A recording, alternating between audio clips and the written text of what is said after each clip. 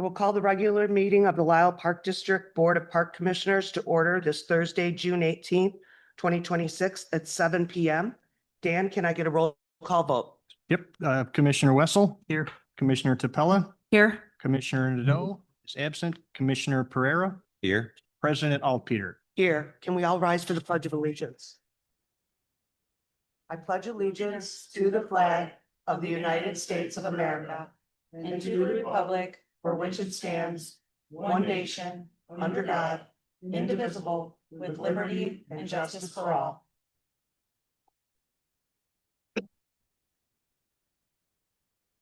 All right. This evening, we have a special presentation from Director Garvey. Yeah, it's not on the agenda because I just wanted to kind of spring it on him, but this Saturday is Aaron Cerruti's 30th anniversary working at the Lisle Park District. If you just indulge for a minute, Aaron started here as he was hired as mechanic in 1997.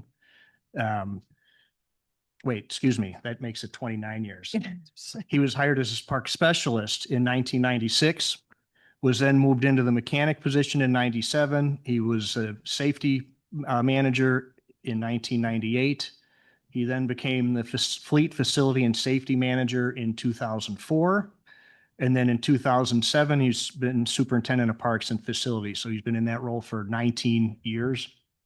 That is one heck of a long time. It's a lot of projects, both annual and recurring projects like playgrounds and parking lots, asphalt pathways, minor facility improvements. And obviously he's also been responsible for the oversight of all of our signature projects in the last 20 years or more, including this facility's original build out in 2010 and 11, the C-Spar and the Senior Center vestibule in 2015, Discovery Playground, the Community Park boat launch, Don's Garage, Arborview Park renovations a few years ago, Tate Woods Park renovations a couple years ago. And he's up to his eyeballs on a handful this year, including the Community Park South Shelter project, some of the boat launch at River's Edge we've been working on, the museum repairs to the deck, the ramp and sidewalks over there. So his experience has certainly helped guide a lot of these projects, but more importantly, I think he's been on the ground level on the development of all of them too, which with his experience and expertise has helped deliver projects that are thoughtful, that have few surprises once they get into the ground. And those that we do experience, which they do happen, he handles with poise and professionalism and confidence. His relationship with the Village of Lisle personnel is impeccable, and that's with the permitting department, which is sometimes isn't always easy, but they'll probably say the same about us too. That's all right. Public Works, Operations and Fleet Services, the Police Department, and others, neighbors, other contractors that we've been working with for years that have really grown to appreciate Aaron's style, as have all of staff. He's got a no-nonsense approach. And in my opinion, I think a lot of our opinion, that's one of his defining characteristics and makes working with him, I'm not going to say a joy all the time because he's sometimes the bearer of bad news, but he comes with bad news sometimes, but he always has a solution in tow as well. So he sets clear expectations. He's got direct communication, and he's constantly focused on results and what's best for the park district, both currently and long term. So Aaron, it's been a heck of a run. I think we all know he's retiring at the end of this year. We've been together a long time, coming up through kind of the same arm of the district. It's been nice having a partner in crime, so to speak, over the years.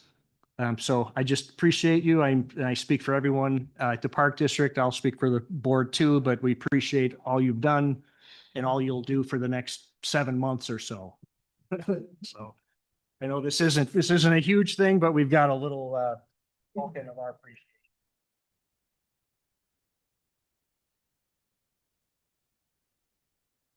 What about? He said that came to the right, he hired me. Self-employed. I would just like to say, I've always appreciated how informative you are and just the knowledge base that you're such a great reference for us to be able to go to get anything we need. And your responsiveness to the board has been amazing over the time I've been on the board. And even before the board, when I had questions, or whatever, you're just quick response via text or email or whatever is has always been appreciated. Thank you. All right, moving on.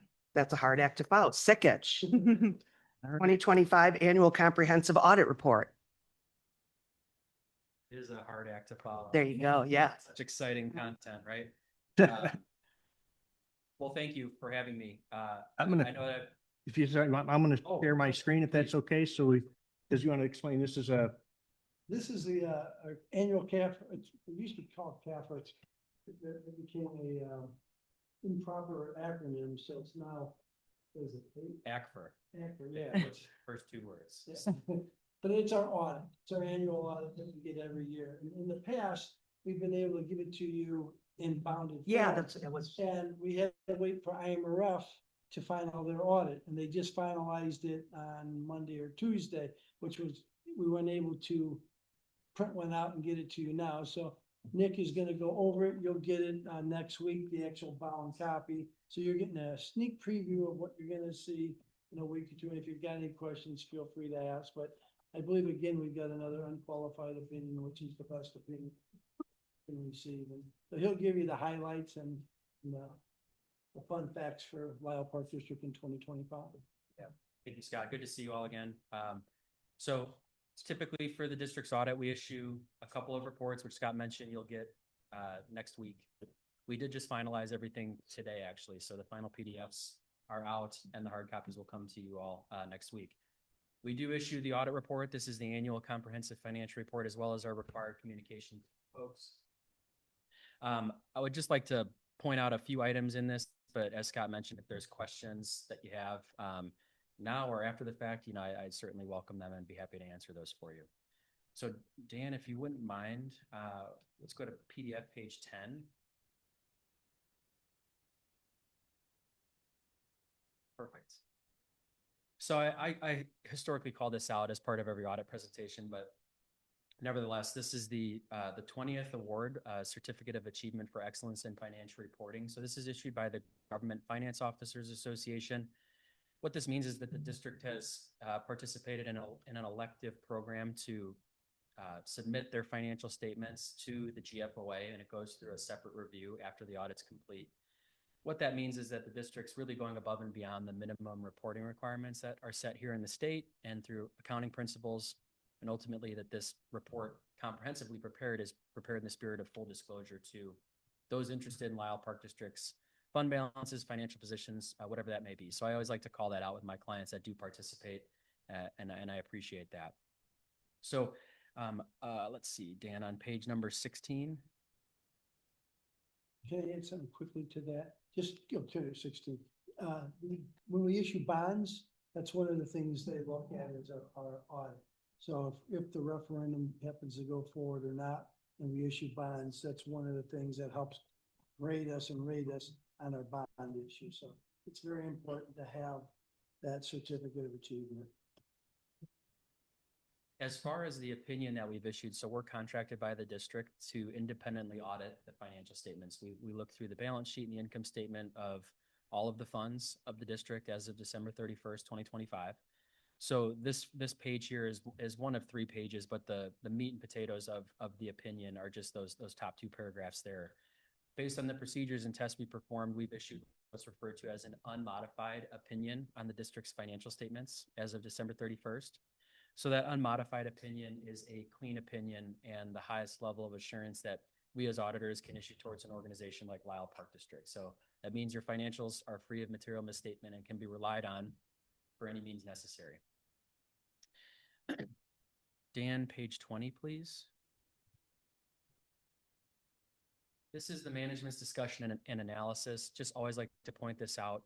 If you ever find yourself sitting and combing through the audit report, this is a great section to review before you look at the financial statements. It's Scott's summary, executive summary of what's occurred in narrative form, which is nice when you have all of those financial statements and schedules and changes in fund balance. So it's a well-prepared narrative, but again, provides some nice context in terms of what occurred during the fiscal year. Dan, if we could go to page 35. So there's a lot going on this schedule, and I'll point out just some of the highlights here. This is your governmental funds balance sheet as of December 31st, 2025. So it's organized by the main larger operating funds of the district. Usually that splits out between general fund, recreation fund, debt service fund, and capital projects fund. You do have a column of non-major funds, which is primarily your special levy funds like Social Security, IMRF, things of that nature.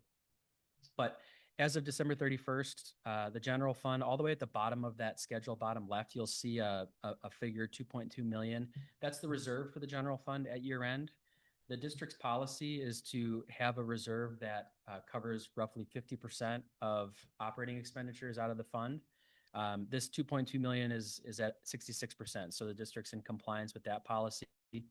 You'll also see fund balances for recreation, debt service, and capital projects there, which are set aside for those particular purposes. Dan, on page 37. So what we just looked at was your balance sheet. That's your snapshot at December 31st, 25. This is the income statement. So these are your revenues over expenditures, which equates to changes in fund balance. General fund had a positive year of revenues over expenditures, and after a transfer out of surplus to the capital projects fund, just had a small decrease in fund balance. Recreation had a minor decrease in fund balance, more so a break-even year. Debt service, again, break-even. Capital projects had a nice addition to its fund balance. Again, that was primarily through the transfer in from the general fund. The non-major governmental funds had a decrease in fund balance. That was primarily through the drawdown in fund balance of the Special Recreation Fund, as well as the IMRF fund not having a levy in 2025, which means that it was just expenditures in that fund. So overall, that's kind of your picture. There are budget versus actual schedules in this financial statement report. So if you're interested in looking at the specifics of these funds, that information is always provided for you. Page 40, Dan. This is your income statement for the single proprietary fund of the district, which is the golf course.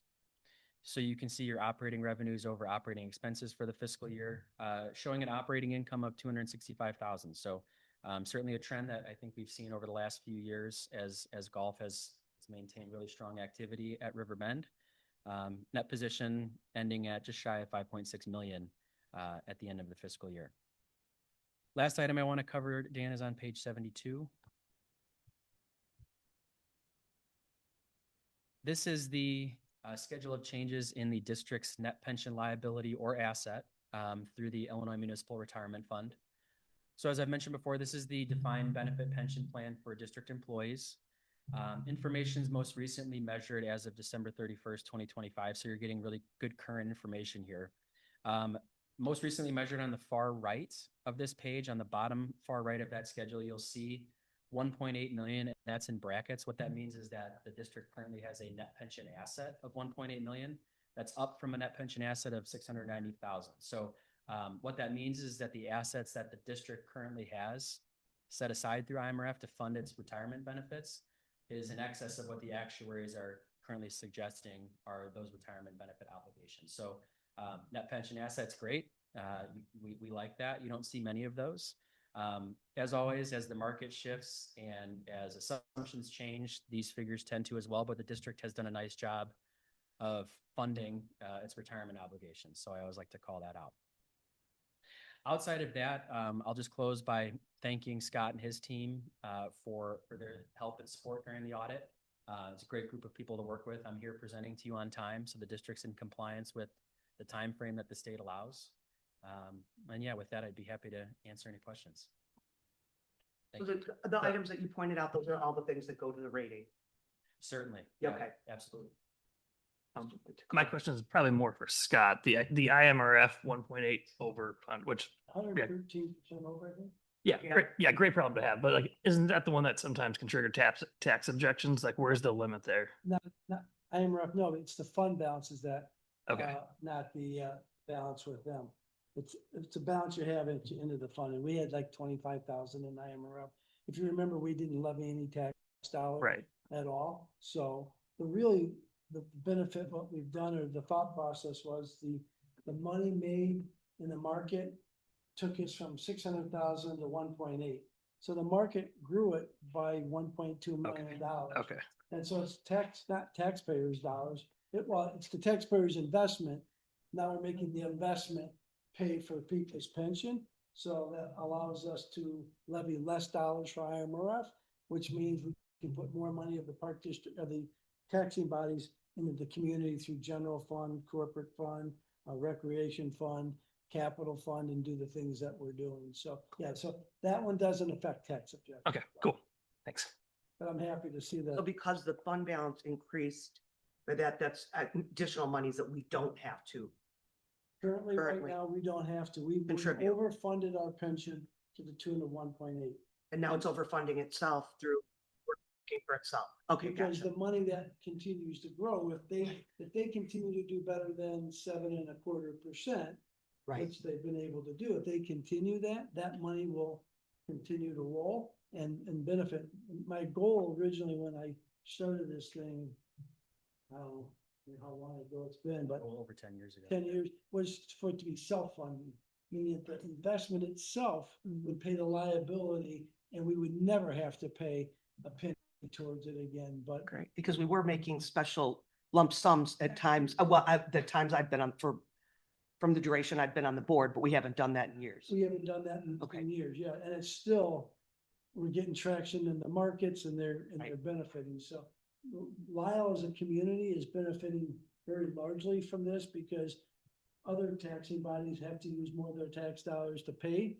We don't. We have more money to put into our operations, capital, programs and stuff like that. So happy to, it's paying off. I just never knew where that mark would be. For it to Found it. 100% self-funding. IMRF couldn't tell me that number either, so. But I'm happy to see it's like 113.7%, I think I saw. Yeah, that's your fund So, status. Yeah, That's what we were calculating. yeah. Yeah, quick. I had, math. I had 115, but I thought it was 0.8. Thank you. Sorry for so many Oh, questions you're about fine. that. Thank you. So what, I'm sorry, just one more quick question. So obviously it's voluntary that we participate in this. Do you know what percentage of districts choose not to do an independent audit? Oh, as far as the financial statement? Yeah, audit? yeah. So there are, don't quote me on this because I'm not an attorney, but there are revenue thresholds in Illinois. If your governmental organization exceeds They have those to. thresholds, you're required to undergo an annual audit.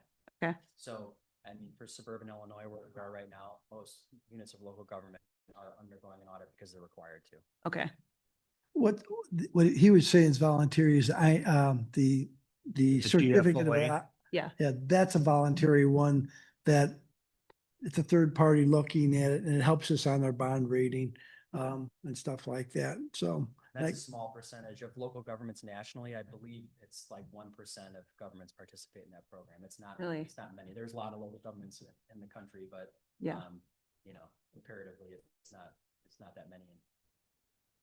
great. Thank you. Yeah, thanks. Thank you, Nick. Till next year. All right, our next presentation is Beyond Your Base Proposed Community Activity Center Community Survey Findings. Paul here with us today. Everybody, remember Paul from Beyond Once Your met him. Base? Yeah, lights off. Oh, yeah. So this is Paul Hanley. We remember him from, he's been here before. He's here to present on the results of the survey. Let me share the screen again here.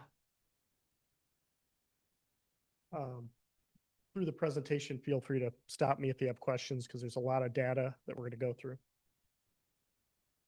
So as you know, the district implemented a public information program over the last few months, including direct mailers, public information meetings, et cetera.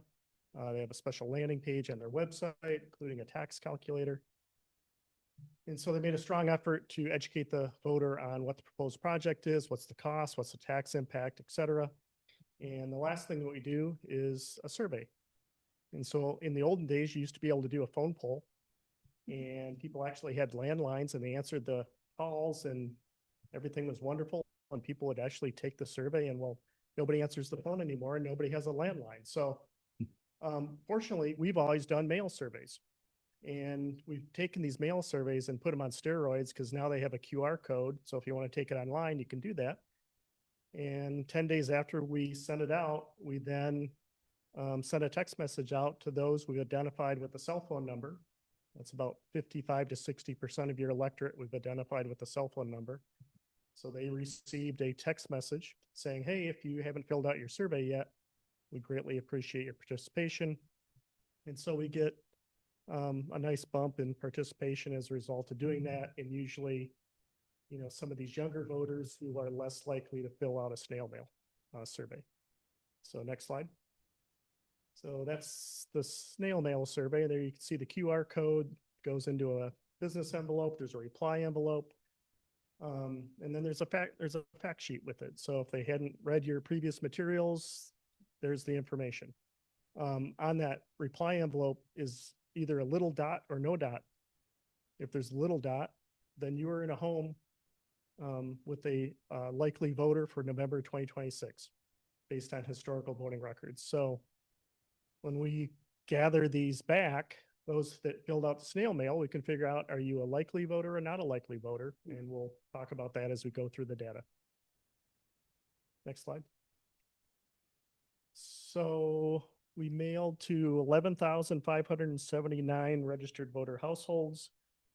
As mentioned, we then did a text message that went to 10,774 cell phone numbers. We got back 1,633 surveys. That's about 15% of your households. 62% participated via the mail survey, 25% the QR code, 13% the text message that I mentioned. And then sure enough, as soon as you do the analysis, all of a sudden more come in. So we had 115 more that came in, and out of respect to those taxpayers and voters that filled it out, we added those to the ballot question the results of the ballot question that we'll share tonight. Paul, can I ask a question? Sure. I don't know if it's later in the presentation, but that 15% response rate, how does that? Very good. So usually it's 8 to 17% response rate. And so that's actually very good. And if you were to do I mentioned the phone poll. In the olden days, again, you could do 300 completes. That was kind of the benchmark. And you do a random stratified sample. You try to match the demographics of who's going to vote.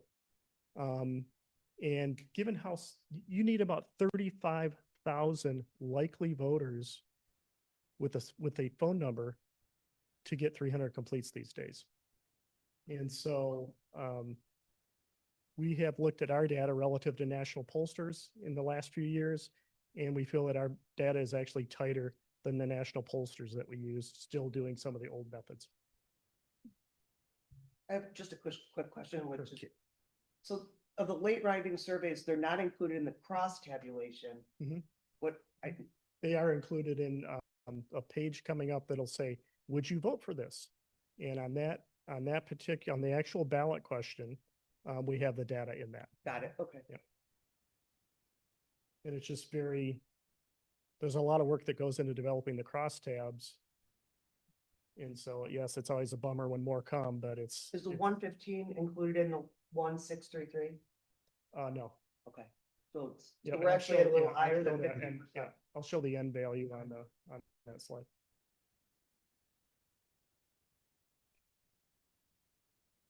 You're not here. Okay. Next. Yep. Okay, so as far as level of awareness, we asked them prior to receiving the survey, how much you read, seen, or heard about the Lisle Park District's proposed bond referendum to construct a new indoor multi-generational community activity center. And we get 16% a lot, 56% some, 15% hardly anything, 12% nothing at all. We're doing well when we get to 70% or higher as far as some or a lot. And so again, I applaud you for the efforts that you did to try to educate this electorate about what this project is. Because it's not always that we get to that 70% or higher. So great job. Next slide. So how well do you think Lisle Park District is meeting the community's parks and recreation needs? And at first blush, you'd think, gosh, I hope this isn't very good because we want them to support this new project. And the reality is it's the opposite. If you're a district that's not doing well, it's very unlikely you're going to get taxpayer support. And so what we're seeing here is 71% saying very or somewhat well, only 15% not very, not at all well. So again, great job. If I usually, or not usually, sometimes I do grade the district, A, B, C, D, F. This is like that. So an A and B is typically tied to a yes vote. A CDF is tied to a no vote. In this case, very and somewhat well tied to a yes vote. The other tied to a no vote. Next slide. We do ask grade the district's facilities. 45% give them an A or B, 35% CDF. So what we're seeing here is, yes, there is an awareness of voters that there are needs specific to the facilities, but it's not like you're getting a large percentage of Fs or a large percentage of Ds. So facilities are well maintained, but there's opportunities to improve them. Next slide. How confident are you that Lisle Park District would responsibly manage funds from a voter-approved bond referendum? It's rare that we ever have the not very plus not at all confident lower than 30%.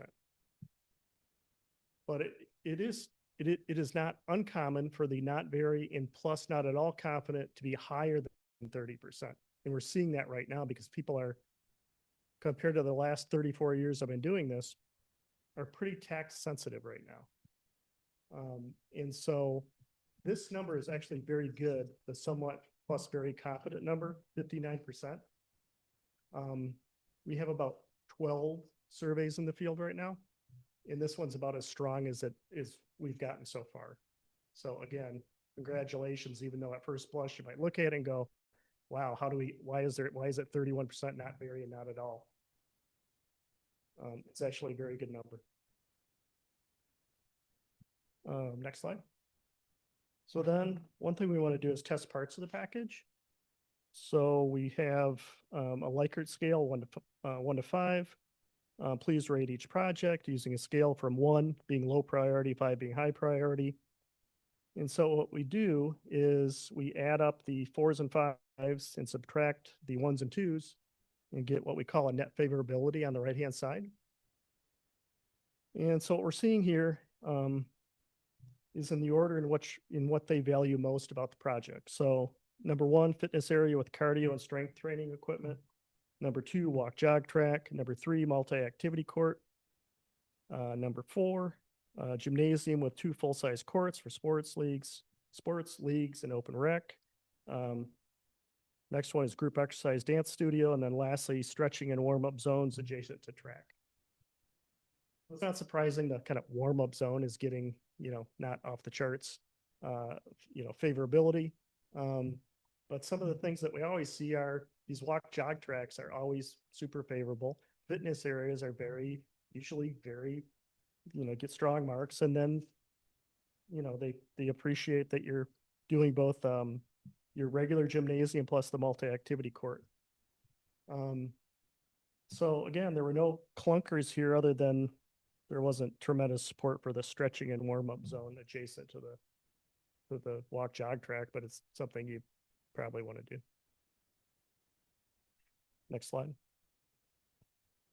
And we had a big long list of all these possible programs and activities. And we asked them which would you participate in, or which of would your family members participate in any of these programs or activities. And so on the far left, 58% of those taking the survey indicated cardio and strength training. You can kind of go down up the list, go all the way to 15% were at preschool and early childhood movement programs. So you say, well, geez, I wonder why preschool and early childhood is so low. Well, it's because these are all tied to how they benefit, right? So there's a small sliver of people that would be participating in preschool and early childhood movement programs. So anyways, on the left-hand side are many of the programs that you often see tied to new rec centers that poll well. Next slide. So then the next goal of the survey is to provide arguments for and against the proposal, trying to recreate what you might hear in the coffee shop during a campaign. And so again, the question is, please rate each statement on a scale of 1 to 5, where 1 is not at all convincing, 5 is very convincing. And again, we use this this procedure in which we add the 4 and a 5, less the 1 and 2. And so number 1 message, dedicated fitness areas and indoor walk jog track, multi-sport courts would provide year-round space for seniors, adults, and teens to maintain their health and wellness. I prefer to use baseball terms when it comes to these percentages. So if you look at the very convincing column, the 5, if you're in the 50%, it's a home run. The 45s are a triple. The 30s are a double. And the 20s are a single. And if you're below the 20s, it's kind of a strikeout. And so right now we have a pretty strong triple on that message. Next one is a double. The community activity center would support children, teens, and families with expanding access to after-school programs, summer camps, sports leagues, and a safe central location. Have another double. Indoor rec options in Lisle are limited and diminishing, requiring residents to rely on facilities in neighboring communities. And then there's a couple singles. The proposal is based on many months of community input. And then lastly, the new community activity center would complement the offerings at the current rec center. So no, nothing. Sometimes we get into the teens or lower. Here your, messages are all fairly strong.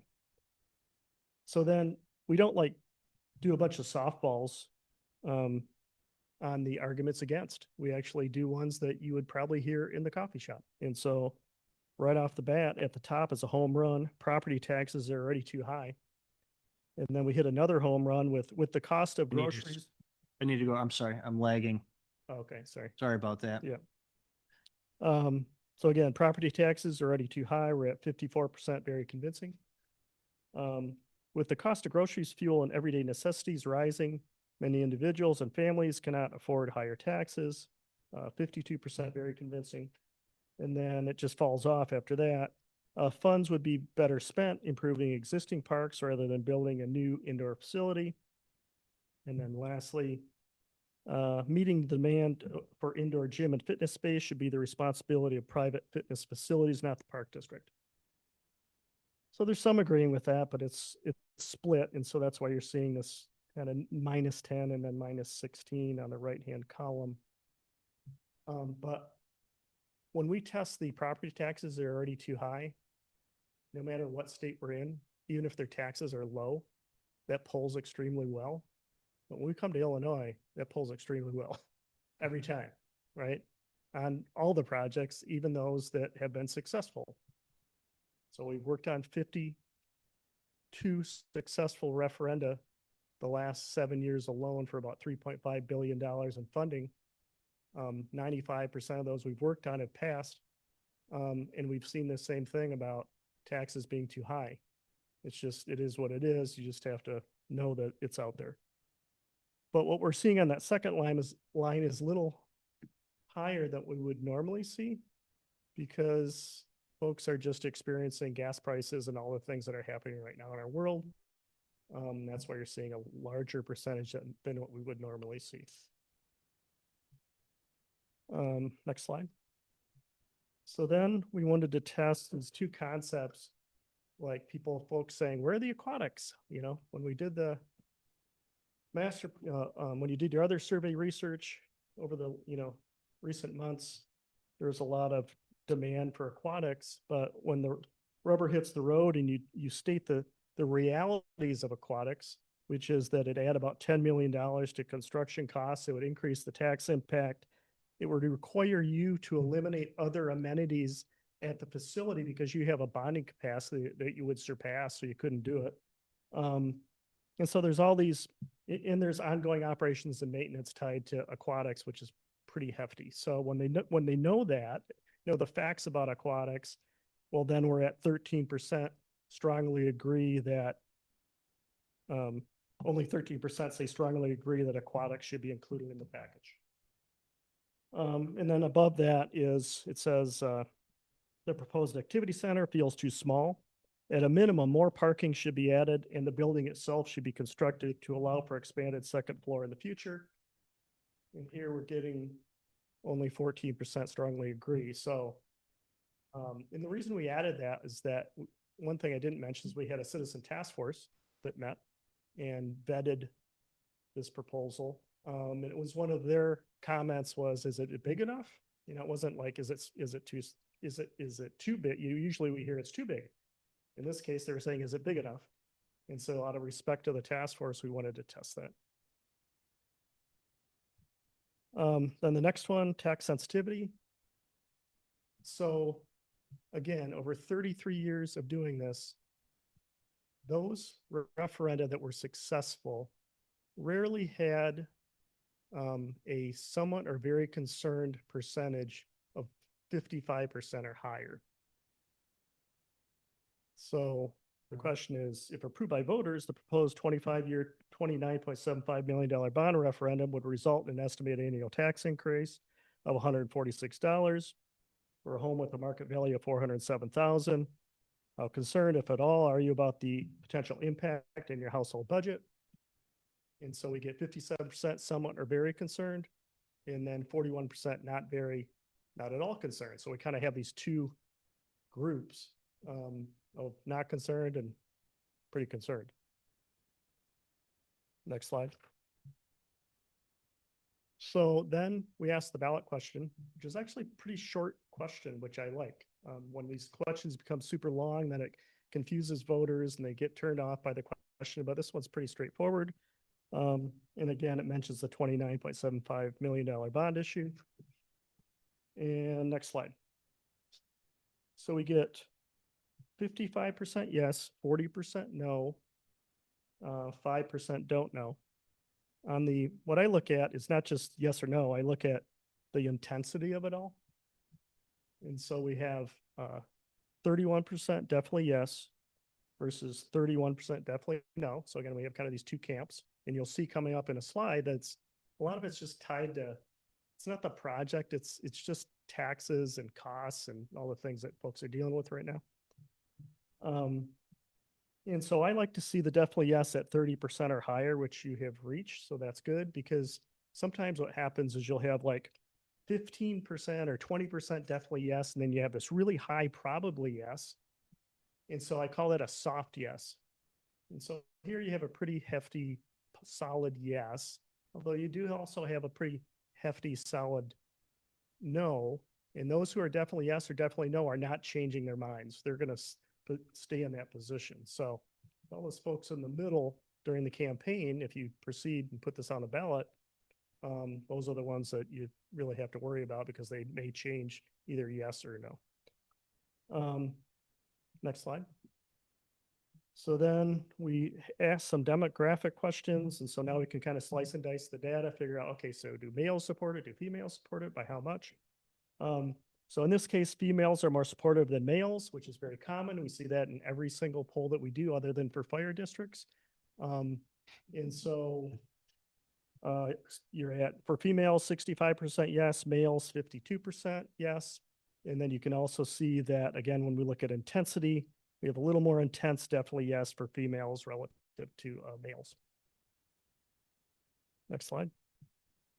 And then when we do the survey, we send it to a household. We don't send it to an individual. So that we mentioned in the survey, you can take, you know, if there's more than one person completing the survey, please check all and apply. And so oftentimes couples will work together to fill out the survey.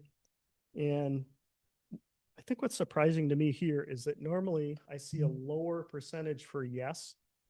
So if I was a financial advisor and I was working with you as a couple, you're more likely to err on the side of being more conservative with your monies than if I was talking to you individually. And so, but here we didn't see that. They're working as a couple and they're still saying, yes, we support it. In fact, they're saying it at a higher percentage. So maybe it's a larger number of couples that have kids that are participating that way. Which brings us to the next slide. So support, if you have a school-age child in the home, that's on the left-hand side. If you don't, that's on the right. And so, I mean, a big difference. So if you have a kid in the house, 76% support. If you don't, 49% support. And so in those numbers, when you look at the end value, so there were 1,060 that participated who don't have a school-age kid. And then on the left-hand side, 452, that's actually pretty close as far as a percentage of those in your community who have a school-age child who are participating in the November 2026 election cycle. Okay. Next slide. So here we look at age groups and do they support it? And that blue line in the middle is the 50, we have to kind of reach that 50% mark. And we reach 50% all the way until 75 and older. And again, it's very common for any kind of park and rec projects where we get this drop off like this. And then that 35 to 44-year-olds, very intense support level because they have kids and they're going to use that facility. They feel like they're going to use it the most. And then the 75 and olders feeling like maybe I might not use that facility. If this was a school district and we asked a bond question like you're doing, what we would see is the same kind of arching coming down, but then all of a sudden at the end, a 75 and older, it would jump up and call it grandparent effect. But we don't see it with park districts for whatever reason. We never see the grandparent effect where they support it. Next slide is just zip codes. So that you have like 4 zip codes, but the 2 main ones, 60532 and 60540, there's really no difference between the 2 in terms of support level. Next slide. So I mentioned in the beginning that we sent out this mail survey and it had a reply envelope inside. And if it had a dot on it, that meant there was somebody in that home that's a likely voter. And so here are the folks who got the survey, filled it out, the snail mail version. It had the dot on their envelope and they sent it back. So I know for sure somebody in that home is a likely voter. And oftentimes when there's one likely voter and they're filling it out as a couple, they're both likely voters.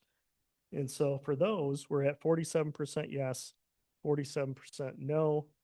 There were 1,900 or 915 folks who filled it out.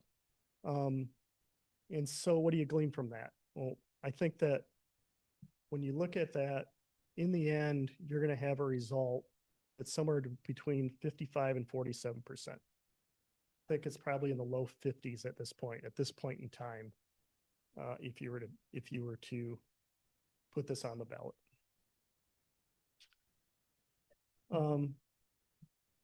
Next slide. So here, every single poll that we're doing right now, we're seeing this. So those who are not concerned about the tax are like all in this case, 93% yes, right? If they're not concerned. If they're concerned about the tax, 27%. And it's kind of amazing. I've never seen such a dichotomy of the 2 different polar reactions to it based on taxes. Next slide. Then this is pretty common. So if you rent your home, and this is a bond measure, so it's a property tax, you're at 72% support if you rent your home. And then if you own the home, you're at 54%. Next slide. So in summary, you're at 55% yes, 45% no. I'm looking for 56 to 58% support. Feel comfortable recommending a particular measure. You're just under it. Your, as we mentioned, your intensity is decent. It's not like off the charts, but it's decent. And then when we look at the likely voter, that at least those we were able to identify as a likely voter were at 47% yes. Next slide.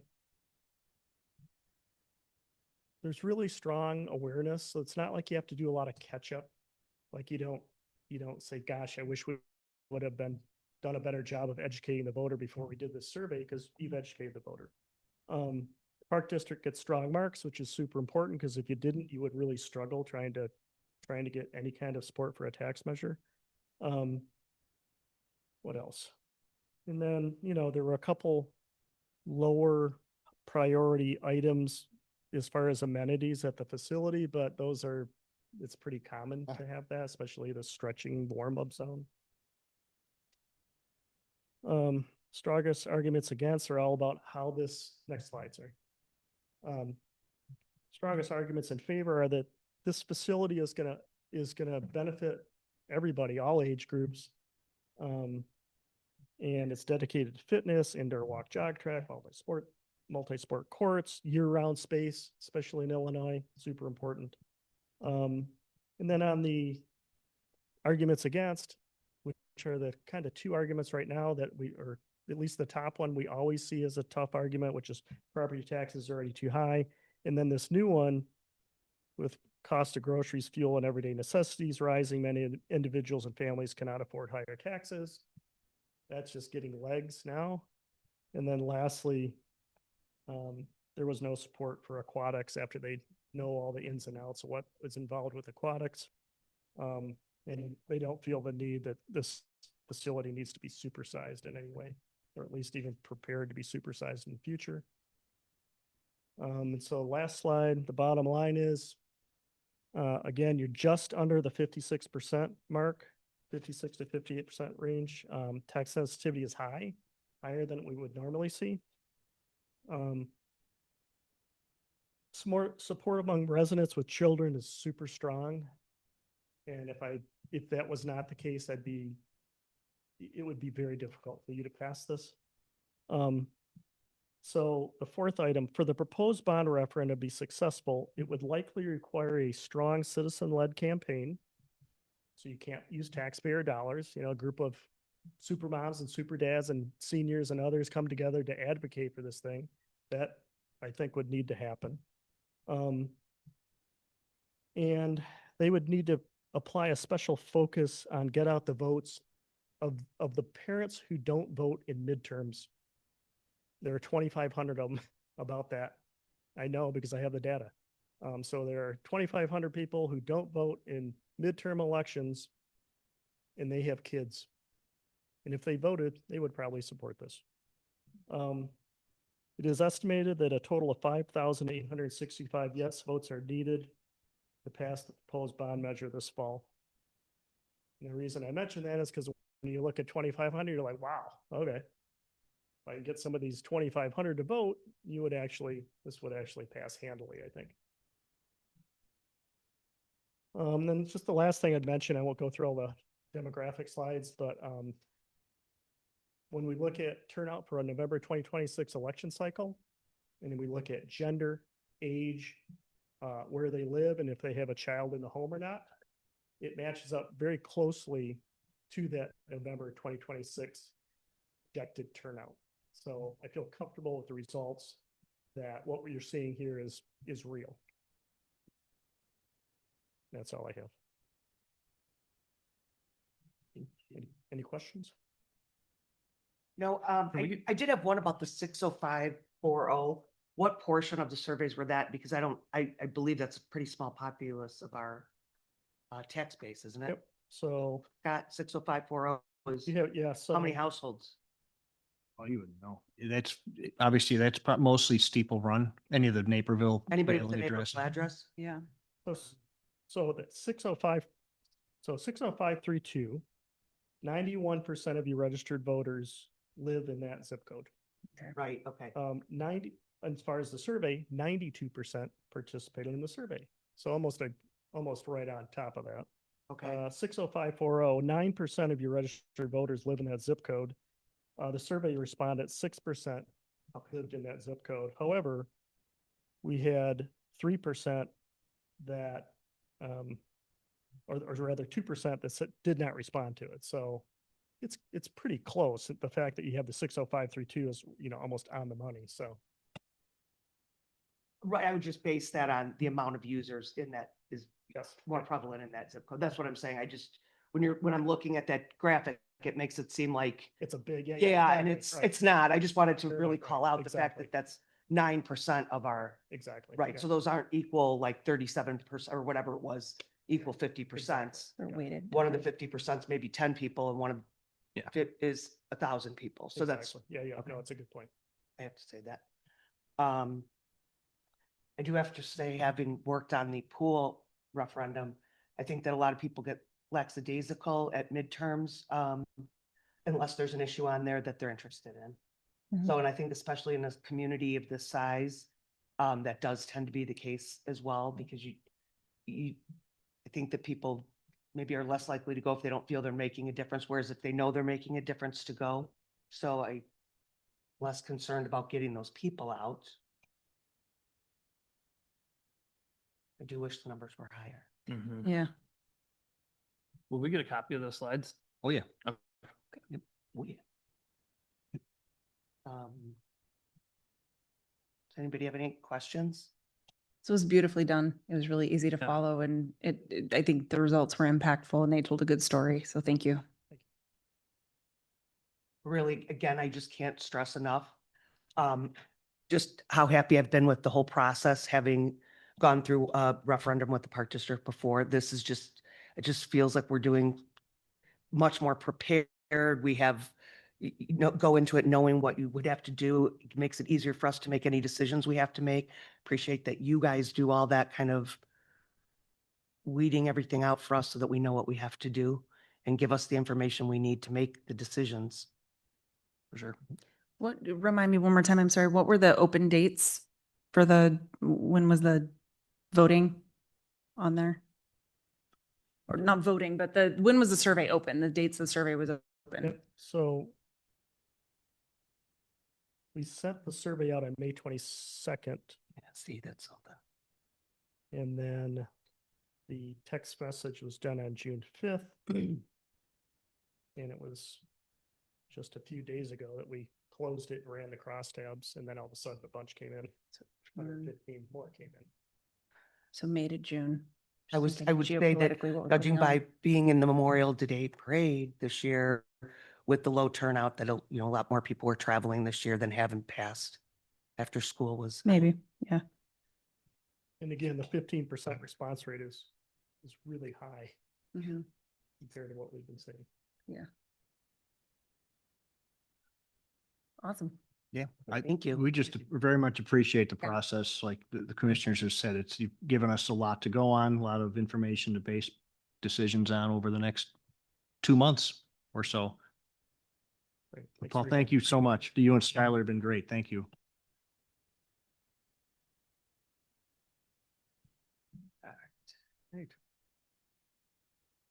All right, public comment. Do we have any public comment this evening? We still need to read that, Dan? Yeah, okay. I will entertain a motion to approve the meeting agenda as submitted for Thursday, June 18th, 2026. So moved. Second? All those in favor signify by saying aye. Aye. Aye. Any opposed? Motion passes. I will entertain a motion to approve the consent agenda items inclusive of the June 2025 voucher list in the amount of $981,668.43. Yeah. Thank you. June of 2026. I just read like I'm a puppet. No, I'm just kidding. Thank you. So moved. To approve, thank you. Second. Is there any discussion? Dan, can I get a roll call vote? Yep. Commissioner Wessel, Aye. Commissioner Pereira, Aye. Commissioner Tapella, Aye. President Peter. Aye, motion passes. Communications in your packet. Congratulations, Scott. We it's got the government correspondence from the Government Finance Officers Association. We appreciate again that you did this. It was nice to get some background from Sikich about the percentage of government agencies that actually do it. Makes this piece of paper mean just that much more. So thank you so much. All right, we have no unfinished business. We have no new business.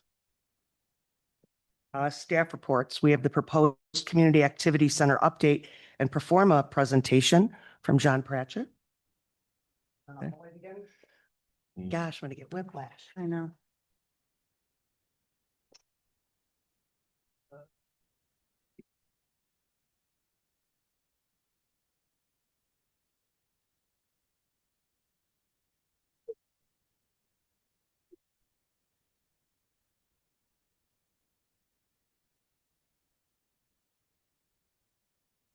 Okay, so the presentation we have tonight is intended to provide an overview of the financial operating strategy for the proposed Community Activity Center. We're going to walk through the plan for the facility, and really that's one that reflects what we've heard directly from the residents and what aligns with the district's mission to be community focused. So the goal tonight is simple. We want to demonstrate how the facility could operate sustainably while delivering meaningful value to the community. Next slide. So some of the items we'll cover, we'll talk through how the facility is planned to generate revenue. We'll cover expense details. We'll provide a summarized 5-year financial outlook. We'll talk through the summary of some key points, and then we'll kind of highlight where we are in the next steps of the process. So starting with revenue, to give a little bit of, I guess, context. So really we have 3 streams of revenue. And we believe that the biggest strength of this financial model is the balance we've struck between these 3 sources. So it's spread across memberships, programming, and rentals. So each of those 3 categories provide a pretty meaningful role. And we're pleased with the diversification that this has within its model because it reduces the risks, it creates stability, it helps ensure that the facility can remain financially sound even if one area happens to fluctuate one way or the other. And so on the next slide, we're going to kind of cover more of the details related to each of those 3 revenue categories. So there's a lot on this slide. I'm going to explain kind of what we're talking about. And this is part of the active pro forma that gives the detail to all the different revenue sources. There are, as I mentioned, 3 primary sources of revenue. Starting at the top, that's our fitness memberships. We'll talk about that a little bit. I know it's hard to see on the screen. And then below that is our facility program revenue, which we'll cover in detail. And then at the very bottom of the screen, the 3rd section, that's where we talk about the rental revenue. So starting with the fitness membership revenue at the top, staff project a total of 865 fitness memberships in year 1, as well as 60 open gym only passes and 25 non-resident track passes in the 1st year. It's important to note that this entire pro forma is developed extremely conservatively using realistic numbers that staff feels makes the most sense for the year 1 operation.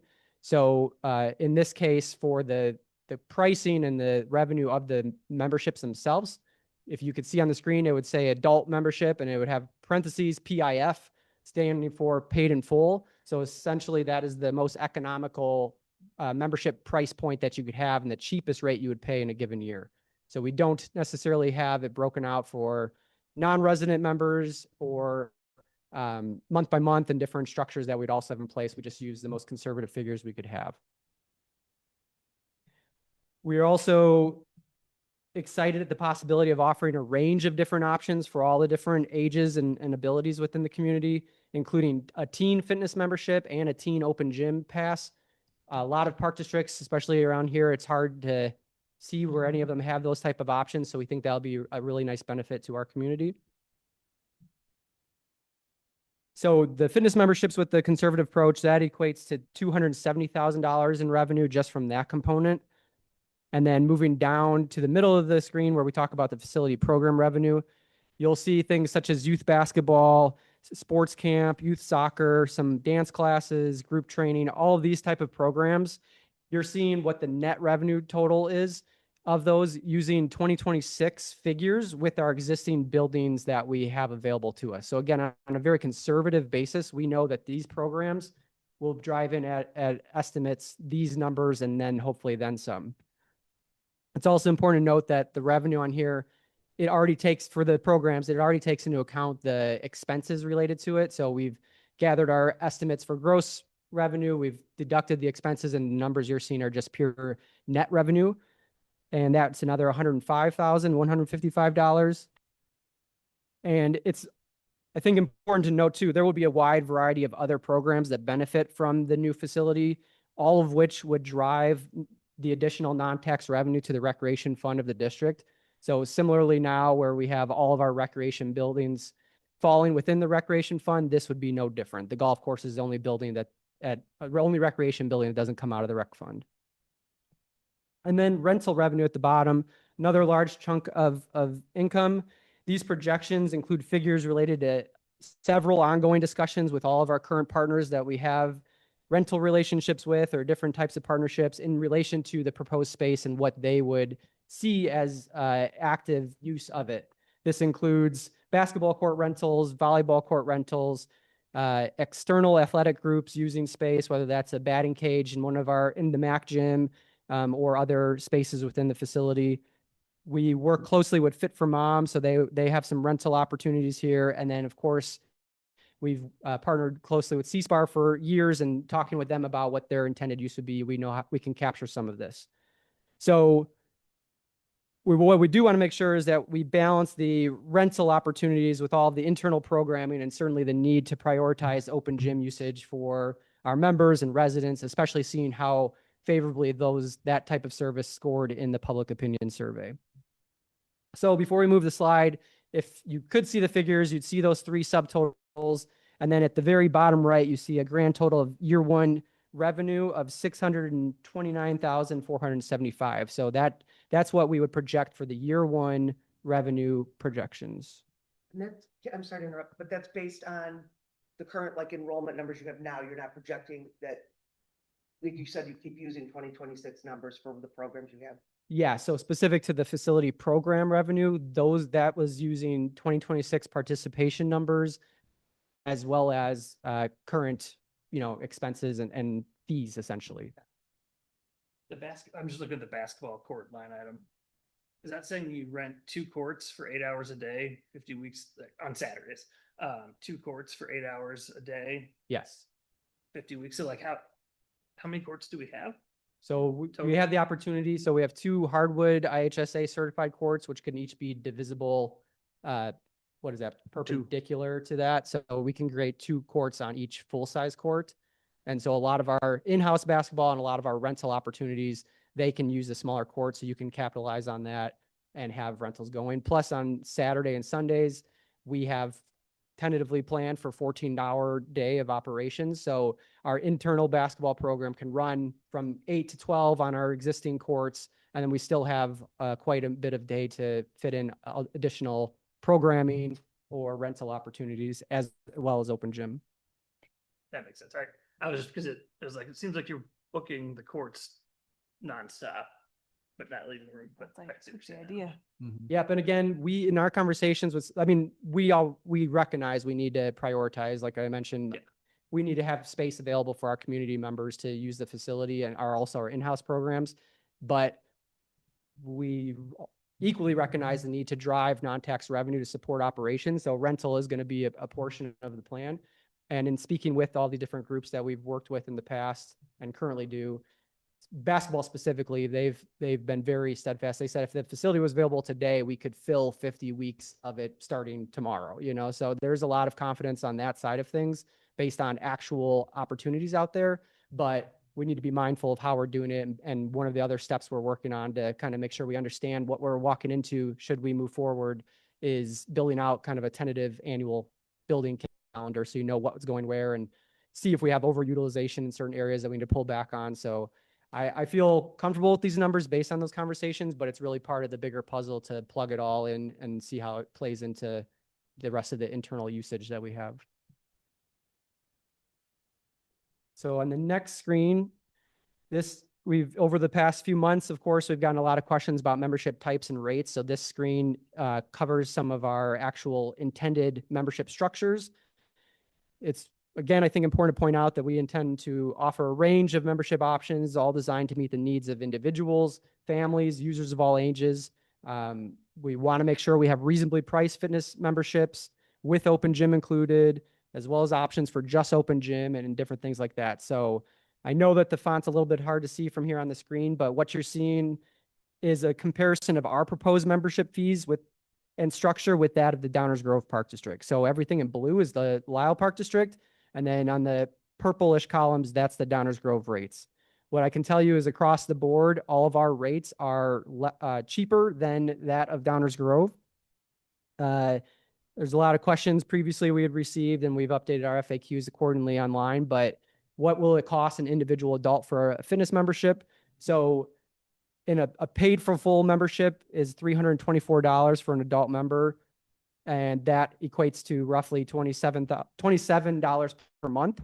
Again, if paid in full. We also have month-to-month options, and we have daily fees and all the stuff that you'd see similar to other facilities.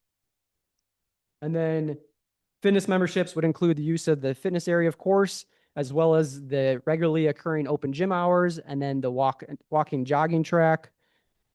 For anyone looking for just open gym memberships, we plan to have options available for that as well for both adults, children, and teenagers. We're excited about the possibility of really capitalizing on the open gym structure of having 3 courts available to us. And something that we have really been thinking about a lot is how do we provide that after school environment for tweens and teens to have somewhere safe they can go and have some dedicated open gym times as well. So we think there'll be a lot of value in not just our fitness memberships, but also the open gym component of things. And then the district, in our conversations, we intend to offer access to the walking and jogging track free of charge for Lisle Park District residents. There would be a one-time nominal fee to activate your walking pass and register and acquire that access fob, because again, we want to maintain access control. So you would have to be able to fob into the doors to gain access to that area. So now moving on to the next slide, talking more about some expenses. So our expenses fall within one of 3 categories. There's personnel services, operations, and other services and charges. So personnel costs, those represent 61% of our total expenses, which is pretty standard for service-oriented recreation facilities such as this. On a given day, a typical staff coverage model would primarily consist of a manager on duty, a customer service desk staff member, and then a building attendant and or custodian that helps with the cleanliness, as well as the activity turnover throughout each of the areas of the facility. Operations costs, those include things such as office supplies, maintenance and repairs, utilities, etc. And then from other charges, that would consist of things such as advertising, bank charges and fees, and waste management. So staying on this screen, if you move down below the total expenditures and you got to those key financial metrics, that's where you're going to see that total revenue dollar amount that we talked about in the revenue slides of $629,475. And if you deduct those expenditures, that brings us to a net operating income for year 1 of $79,231. Again, under a very conservative model with the cost recovery rate of 114.4%. So in our opinion as staff, we think this positions the district well for sustainable operations from year 1. And then on the next slide, we're going to project out the first 5 years operations so you can see how that all ties together. So this is the pro forma for the 5-year projection. So if we stuck with the year 1 column and just followed the same basic logic that we covered in the previous slide, you'll see in green the total revenue. We talked about that figure. You scroll down to the orange, you see the total expenditures. Go down to operational cost recovery to get back to that $79,231 surplus. And what we've added here is the goal that we intend to have each year is putting away 5% of our gross revenue. So 5% of that $629,475. That brings us to that 31,000 figure. So that each year we intend to tuck away an asset lifecycle fund of 5% of our revenue that we capture. So the pro forma captures that. And then right below that, you see the net income, which is less the asset lifecycle fund of $47,757 as after year 1. So To us, this demonstrates the facility is financially viable and has a couple highlights that we wanted to call attention to. So first, as we mentioned, it's profitable from day one. That year one projection of 79,000 and 114% cost recovery, that is, says a lot to us. It also has a picture of sustainable growth. The net income, so that bottom figure, that 47,000, if you look over the first 5 years, it nearly doubles by the time we get to year 5. So we're allowing ourselves to be able to put money back into the facility while still driving revenue to help with the fund balance of the recreation fund. And then similarly, the facility itself, it's self-sustaining, can operate without requiring tax subsidies, and it funds its own life cycle reserve like we talked about. So in the most simple terms, the facility generates positive cash flow from the beginning and becomes even more efficient as it matures. So that's really the financial side of it, kind of at a glance. On the next slide, just wanted again, for matter of record, point out where we are in the public engagement process. So we're still kind of fine tuning, finishing up our public information campaign at this point. The project webpage continues to be the source for the most up-to-date information. We continue to develop FAQs that are based upon the questions we get from residents. And, can't stress enough that this whole effort has and continues to be shaped by community input. And that's helping to guide the process as we move forward. So, and then as we've already talked about, in August, the park board will determine whether or not we continue with putting the ballot question out there on the November election. So on the next slide, Dan, if anyone did have further questions, they can of course visit that website, as well as scan the QR code to get more information or reach out to the park district to share their questions. I'll happy to answer any questions there are. I just have one. What does that fall under, the asset life cycle fund? Where does that get set aside in a totally separate Yep. fund that is just for? Yeah, so Scott, please chime in if I say it wrong, but essentially it's a capital fund line item that we would allocate money towards. Okay. And the idea there is it's maintenance and just unexpected expenses for the building, or? Upkeep? No. That would be, the intent of that would be when the floors need to be refinished, if the Okay. track needs to be refinished, if the HVAC unit needs to be replaced. These are things that are planned and anticipated down the road. Got it. Can it have its own capital fund? That building? It's not a capital fund. It'll be a GL, a general ledger line in the capital fund. It'll say something along the lines of Community Activity Center replacement funds, something like that, right? It's just gonna Like a be, reserve fund. it's just gonna be in the capital fund, and we'll track it internally, how much we've saved over the years to be spent. It's just showing the taxpayers our responsibility of taking the money that we're making so that we can show it can self-sustain. Because to be honest, in the first 5 years, we don't expect any capital because it's a brand new building in Right. theory. So that money will be built up for major capital improvements, whatever that is, down the road. So it's showing fiscal responsibility. Got it. I just wanted to make sure that we wouldn't hit a threshold where we were holding too much in that. Capital fund does not qualify for tax objections, so you don't have that issue. No, and that's exactly why we're moving it. That's why it's Getting moved. identified as capital replacement or Okay. life cycle asset replacement. So it'll be moved out of the rec fund, set aside purely for capital replacement for that facility. And the reason why capital fund is not tax objections, because there's no tax dollars that go into that fund. So that's the reason why there's no tax Right. objections in the capital fund. No, I understood that. I just wondered if there's still any kind of threshold on capital fund. Do you know what I'm saying? Like that you have to spend monies you have in there, but I'm just allocating it. No, and as long as you're telling the people that this is what we're using the money for, I mean, you can't just stockpile, but there's, I mean, within reason, we're going to say, we know we're going to have to fix floors or air conditionings in here. So it's spent in the, the fund for future dollars. Right. Okay. Have we done those projections? Have we done like a 20-year large capital project spend projection analysis or whatever you want to call it to identify whether or not we think that 5% would be sufficient to replace everything that hits end of life? I have not, but in reality, whatever the capital is, we're gonna have to come out of the capital fund no matter what. So I think we're just showing good faith in the early years that we're gonna put 5% away now. And then in the future, if something major were to happen, for instance, if the pool would go, God forbid, that's got to come out of the capital fund. Mhm. Have we been putting money away? We can store a few, but maybe not enough, but still has to be fixed. So the capital fund, the idea is to hopefully cover anything big, but I don't know everything. No, that's that, gonna well, happen. that 5% that was a recommendation from the feasibility study. Okay. Mhm. Which makes sense. It might not be a bad idea, I mean, to take a look at doing maybe a 30-year large asset replacement based on anticipated lifespan of each of the large assets and what we would expect to spend in what year, so that we could just show that it matches up. And Of that facility or, because we do, No, of that facility. Okay. Yeah, yeah, Yeah, yeah. 'cause I we know we have do a- that in general. That's what I'm Yeah. saying, like, Yep. add it add this piece into it also.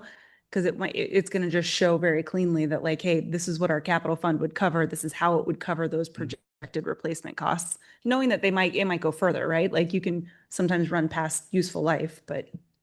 So the nice thing right now that the Park District sits in, if this referendum were to go through and pass, Mhm. the debt service extension base that we have is fully open in 7 years. So theoretically, if we needed to, let's say we didn't have enough money saved up in the capital fund, Mhm. our debt service extension will be available to use to do those type of improvements. So we do know that we have a backstop in case something major goes on, that we have the ability to issue out of the debt service extension base to cover those improvements. For just those first 7 years.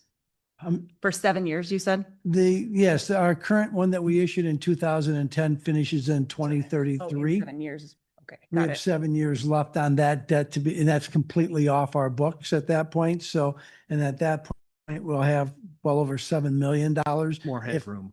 Yeah, more headroom to fix major issues and things like that. So we do have a backup plan to make sure that it would never be the intent to go to the taxing people and say, hey, we need more money because this happened. The idea would be that we've looked down the road, and that's what we've always done with our long-term capital projects in general.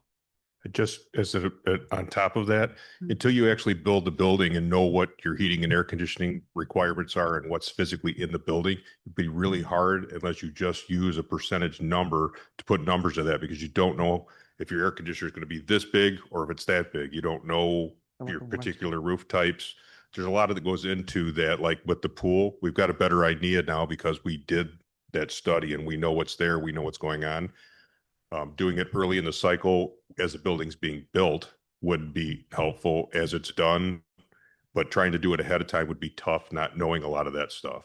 That's why that 5% is Is what's like- been right. recommended. That's just a benchmark that Pros Consulting has developed over time. Thank you, Aaron. That was very, that made Yeah. very much sense. Yes. Cool. So again, I want to compliment Deputy Director Pratcher for putting the lion's share of work into this thing. We know this is a big project, and if it were to go to a referendum, it's a big ask. But honestly, working with John through this and reviewing the size and scope of the proposed facility, while it is a big, expensive endeavor, it is not that complicated to operate. There are rec centers out there that pose much more challenges, a steeper hill to climb. This one, in our opinion, is basic, fundamental, and it's exactly what people have been asking for through our engagement process. And I think the conservative numbers that John's used to develop this pro forma demonstrate that even in the most conservative environment, the thing is going to be cash positive and still be able to support its capital needs moving forward. And I like that you approach the fees with a reasonable range, because obviously, I mean, as I know, I've talked with you, your intention is you want to get as many people in that first year as possible Mhm. with reasonable. Just what Thank John was talking about on the memberships, I believe Pros was like twice or 3 times the number what we're using. So I mean, Pros was our contractor that recommended that. And I think by John showing I think that might be a little far reach. I think the numbers that he presented are on a very conservative basis are very attainable. So I mean, we're not blowing numbers way out to match. It's more of a realistic picture, I think. Which I appreciate. Right. Does anybody have any other questions? No. Does anybody have any questions on any of the department updates as Can I submitted? can just go back just to clarify, I know, the, in the memo relative to the, activity center update, there are, looking ahead, the July and August board meetings. I know there were some conflicts, some scheduling conflicts with commissioners being able to attend. So those meetings in July and August are rescheduled. Yes, sorry, Dan. Oh, I that's forgot to bring okay. that. Yes, we have rescheduled the July meeting to July 13th. July 13th, which is the Monday. Yep. And then the August meeting will be the August 10th. 10th, which is also a Monday. Right. So we'll have two Monday meetings, Yep. July 13th and August 10th. And in July, would recommend that it'll be an agenda item for discussion and consensus on whether or not you want to direct staff to present a resolution in August that would allow you the opportunity to consider adopting a resolution to put a referendum question on the ballot for November. And is that the question that was up there that was in the presentation? No, that'll be refined. Down, okay, Yeah, and we'll get that draft. We'll have for that you by in- July? In July, absolutely. okay. It's Right. pretty close though. I mean, it wasn't it, Dan? Yeah, it's different though. Yeah, but I mean, it's very. I'm just saying, I similar think to that we would want to see it in July so that we could Yeah. consider that for, before Absolutely. our August meeting. Absolutely. Yeah, we'd like very little, if any, changes between July and August. Our Right. goal is to get you everything you need in July to feel confident looking into August. That sounds great. And then, so will you repost that our meetings are then or? It's already posted. Okay, perfect. Website's already been updated with the new dates. Thank you, everybody, for responding so quickly to that. I know. We'll make sure to put, communications out like we do for regular meetings anyway, but we'll be especially certain to remind everybody these are rescheduled to earlier in the month. And a different day. No. Mhm. And if anyone has any conflicts, just to make sure that you let us know right away. Yeah, hopefully not. Yeah. Yeah, because we need to have that. Okay, Thank you. is there anything else? No. Department updates.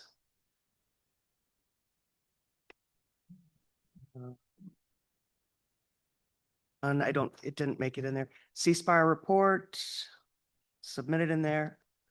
Officer reports, I don't know if I was gonna say this under updates or not. I was in the Memorial Day Parade. It's kind of lowly attended this year, I would say, from years past, but thank you again, John, for always working with the community to get that organized and taking lead on that. So hopefully we can get more people out there for 4th of July. That's what I would say. The other thing I wanted to say is, our skate park opened over the weekend, which was very exciting. I was really looking forward to that opening. I do have to say how horribly disappointed I was that it was tagged almost immediately. After so many people waiting to see it and all the work that's went into it, all the taxpayer dollars that went into redoing that skate park and how wonderful it looks. And the fact that the enormity of the tagging had to go noticed by someone, and the fact that no reports were made to anyone, and it's street side, it's lit at night, it's a very visible area, and the fact that the amount of tagging that went on, we're going to need the community to police themselves. We can't be wasting constant taxpayer dollars and staff time, because then the staff had to go out there to remove all that tagging. And it was just, I was very disappointed that it was opening weekend. We've had this problem years ago that we put an end to. As a matter of fact, under Director Garvey's supervision, we actually shut the courts down for a week when we had excessive taggings going on. And I hate to see that for a few that everyone is punished, but I have to say as a commissioner, I was looking so forward to this that I was so disappointed to learn that it happened on the very first weekend. So.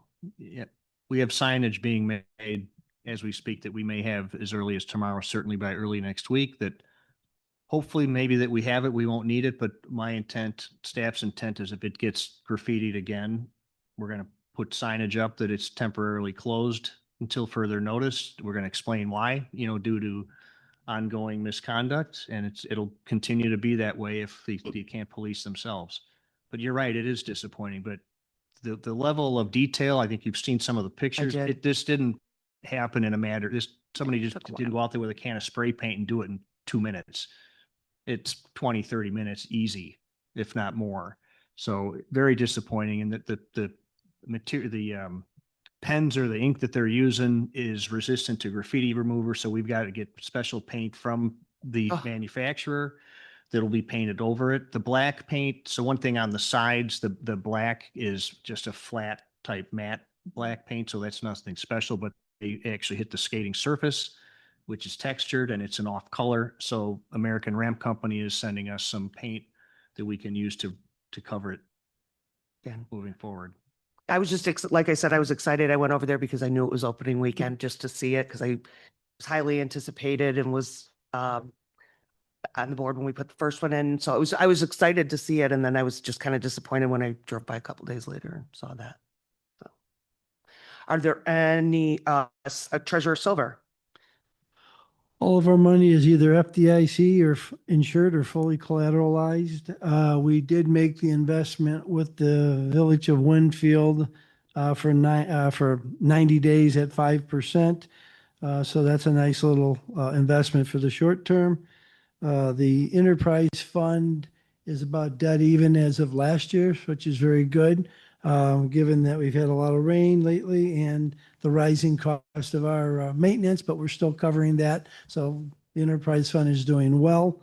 Everything else is pretty much status quo. We did start getting our tax dollars the first half between the 15th should have been the final payment of the first half of the payment. So roughly, I don't know, Jesus, I don't even know. I don't know what the number is. I'm so sorry. I've drawn a blank. Like 6 million, I think it should be. I haven't seen it now. It really bothers me. Sorry. But everything else is doing well. Everything is on comparisons of 25 to 26. We're right in line with everything else. So doing well. Our investments are doing well. And we're meeting, I met with bond counsel just to kind of get an idea. They're talking current bond rates to be around 4.5%. Kind of an interesting thing today. We're looking in to see the Federal Reserve obviously was not lowering rates at this time with the new Fed. There's talk about, there's hope that they're going to drop. I don't think that's going to happen this year because but we'll see. The homeowners are home. The president would like the home prices to be affordable. And the only way you can do that is by dropping the mortgage rates, which is dropping rates, but that's to be determined. But if we issue bonds, if that happens, January and June are the best times to be issuing. And so it kind of falls in place with the election in November, things will roll out. So financially, I think we're in a very good spot one way or another. And long-term, we're going to continue to make money. Are there any other commissioner reports? Only thing I was gonna say is just I won't be at the July meeting, so I told that to you Yeah. already did. So I think Thank Terry, you. you knew as well. So I did just know as now well. the board knows. And I apologize, Yeah. but we had to keep No. it in that week. All good. And I Just knew the you were worst gonna be time I won't gone. there. So yeah, it's hard to believe if I won't be here in July. The next time I'll be at the meeting will be August. So we'll have already gone through 3rd of July, 4th of July, all the concerts. Yeah. So yeah, looking forward to that. There you go. Yeah, I didn't even think of that. Yeah. Will be something. All right. If there's nothing else, I'll entertain a motion to adjourn. So moved. Is there a Second. Second. Is there any discussion? All those in favor signify by saying aye. Aye. Any opposed? Motion passes. The meeting is now adjourned at 8:29.